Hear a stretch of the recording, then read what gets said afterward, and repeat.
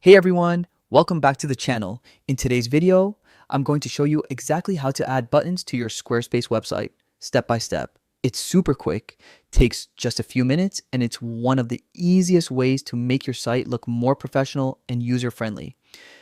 Let's jump right in. First, log into your Squarespace account. Head over to squarespace.com, click login, and sign in using your preferred method. I'll use the continue with Google option since it's the fastest. Once you're in, you'll see a list of all your websites. Click on the site where you want to add a button.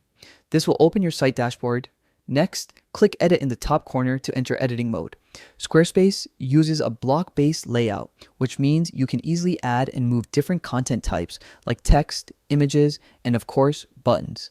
Now, hover over the section where you want your new button to appear.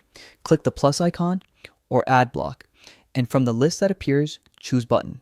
You'll immediately see a default button pop up on your page. Click on the pencil icon or edit button to customize it. Here, you can change the button text, adjust its style, color, and alignment, and most importantly, set the link. You can link the button to another page on your site, an external URL, an email, or even a specific section of your page. Whatever fits your goal best. Take a moment to make sure the button matches your site's overall design. Consistent colors and clear calls to action go a long way in keeping your website polished and effective. Once you're happy with the design and link, click Save or Publish in the top left corner to make your changes live. And that's it. Your new button is officially part of your Squarespace website. Adding buttons is a simple way to guide visitors through your site, highlight important actions, and improve the overall navigation.